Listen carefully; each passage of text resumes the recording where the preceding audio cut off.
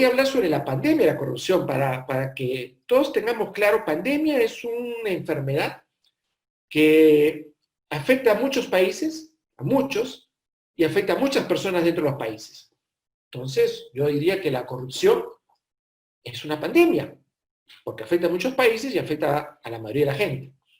Y el problema principal, uno de los problemas principales, antes de entrar al alcance y cuáles son los efectos, es la poca institucionalidad. En la medida que sigamos en la misma ruta de no fortalecer las instituciones, sean del Ejecutivo, sean de los otros niveles de gobierno, o sean de las entidades autónomas, el problema de la corrupción va a seguir, porque no es una cuestión de control, es una cuestión de integridad, y la integridad se construye con el tiempo. Entonces, el alcance de la corrupción, la epidemiología de la corrupción en tiempos del COVID, tiene un alcance mayor, alcanza los 3 niveles de gobierno, se ha convertido en un problema sistémico, y como sepas, entre comillas, pues tenemos transferencias fantasmas, ¿no? O sea, una de las cosas que de siempre ocurren es que en épocas de crisis aparecen los corruptos, y esta no ha sido la excepción. Transferencias fantasmas se han transferido a gente que ya había fallecido, compras sobredimensionadas, con sobreprecio, las licencias, movilidades, supervisiones, permisos, las donaciones desviadas. Entonces son problemas típicos que ocurren cuando no existe un sistema en donde la corrupción se sienta afectada. La corrupción en el país es un problema sistémico en donde aún, y lo digo con propiedad, no se ataca y no se enfrenta con la propiedad que corresponde. La corrupción, en mi opinión, es el principal problema del país. Porque en la medida que no nos liberemos de las mentes corruptas, ¿no es cierto?, de los líderes corruptos, o sea, las líneas que vienen no van a hacer bien su trabajo y la institucionalidad nunca va a construirse. Se habló mucho en estos momentos de crisis sobre el control concurrente y control posterior. Aquí voy a hacer una precisión. Primero, que el control concurrente no es vinculante. Eso significa que con el control concurrente uno no puede hacer ninguna denuncia ni de tipo administrativo, ni de tipo penal, ni civil, porque simplemente es una recomendación. Entonces, tratándose de una recomendación y en tiempos de pandemia, lo que se tiene que hacer es tener un plan bien claro en qué vamos a invertir el tiempo en el control concurrente. En las compras mayores a un determinado monto, las áreas de mayor riesgo, se tiene que hacer una gestión de riesgos de corrupción en tiempos de pandemia, cosa que no se hizo. Y el control posterior se tiene que, o sea, el funcionario en épocas de crisis le tiembla la mano para firmar. Eso lo vamos a ver en la siguiente lámina.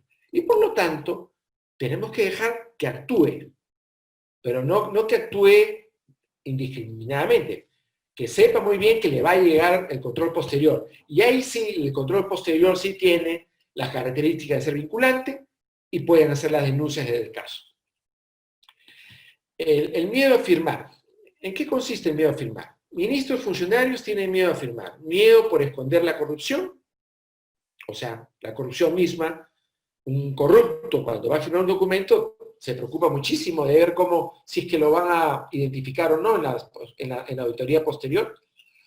Y miedo también si es que está ocurriendo corrupción debajo de él. Entonces, hay una parálisis en el Estado. Las razones tienen que ver con que el sistema no distingue entre corruptos y no corruptos. ¿A qué me refiero? A la hora que se hacen las auditorías, se tiene que ser sumamente precisa con el propósito de separar la irregularidad del error. Uno de los problemas que tiene el país, y es muy grave, es que la corrupción se ha convertido en un problema sistémico. ¿Qué significa sistémico? Que está en los distintos niveles de gobierno. Está en el Poder Ejecutivo, está en los gobiernos regionales y está en los gobiernos municipales.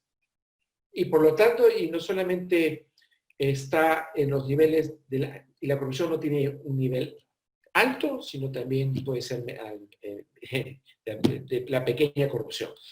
Y la corrupción actúa escondidas, o sea, tú no sabes con quién es corrupto o quién no. Y eso es un problema. ¿Qué se requiere? Se requiere trabajar en dos grandes ejes. En el primero, se requiere hacer que el corrupto sienta que la justicia le va a llegar. Hoy en el país, la corrupción sabe que puede actuar libremente en un sistema donde es sistémico, no funciona bien. Entonces, se tiene que recuperar la integridad. Y la integridad se recupera con un trabajo de valores en los colegios y en las universidades. Trabajar en valores es muy importante. Resolver los problemas sistémicos. Resolver los problemas sistémicos y estructurales, sí, lo hemos mencionado. O sea, en la medida que sigamos con institucionalidad en este rango, entonces vamos a tener problemas. Y las reformas de mediano plazo. Termino diciéndoles que la corrupción sigue siendo para mí el problema más importante del país. La ineficiencia puede ser la madre de la corrupción, pero eso no justifica que pocos se lleven a bolsillos los dineros de todos los peruanos. Muchas gracias, Nata, muchas gracias a todos. A disposición. Gracias, Fuad. De la presentación y las ideas que compartes, yo quiero rescatar y resaltar la estrategia y la postura que tienen que tomar las empresas, en particular las más grandes. Deben aprender de la experiencia de las empresas mineras. No pueden solamente limitarse a cumplir las leyes, las normas, estar en lo legal. Tienen que apuntar más alto, tienen que ir a buscar legitimidad. Y ese es digamos, una necesidad para su propio crecimiento y desarrollo, ¿no? Y eso hará también, promoverá el acercamiento con el gobierno y con la sociedad, porque no solamente el divorcio de la gran empresa es con el gobierno, también hay en la sociedad, la gente de a pie, ideas equivocadas sobre la gran empresa. La gran empresa es necesaria para crear empleos, para crear desarrollo, para salir, para crecer. Y ellos en general tienen que hacer ese cambio de chip también, ¿no? El gobierno, por supuesto, o sea, además está a decir, tiene que contar con todos, tiene que tender los puentes, tiene que tener los canales. Allí hay mucho por hacer, ahora hacia adelante, ¿no? Tenemos retos muy, muy importantes. Y sobre el mapa final y la imagen final con la que nos dejas, coincido contigo, ¿no? La corrupción hay que combatirla, ¿no? Y está en las personas, en los valores. Tenemos que promover la integridad de todos.